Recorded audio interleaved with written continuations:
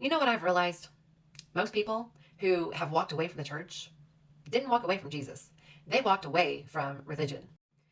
They walked away from people who said, come as you are, but didn't actually mean it.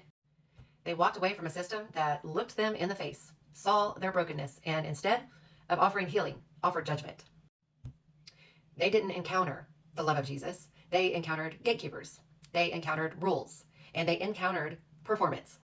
They walked in needing grace and they got shame instead.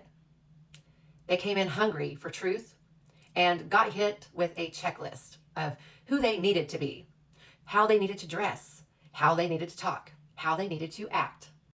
And the crazy part, none of that has anything to do with Jesus. Because Jesus never said, fix yourself before you come to me. He said, come to me, all you who are weary and burdened, and I will give you rest.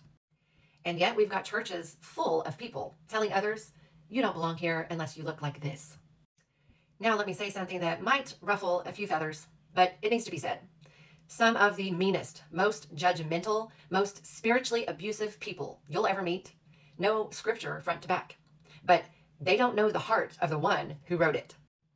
If you've been hurt by the church, if you've been rejected, silenced, used, or overlooked, can I just say, that was not Jesus. That was religion. That was man-made tradition. That was a system built on control, not compassion. And I believe with everything in me that God is breaking that system down. He is doing something new in this hour. And it's not going to look like what you think it's going to look like. It's not going to be all polished and perfect. It's not going to look like church as usual. But it is going to be like Jesus. It's going to be messy. It's going to be real. And it's going to be full of people who've been through hell. And they found heaven's grace on the other side.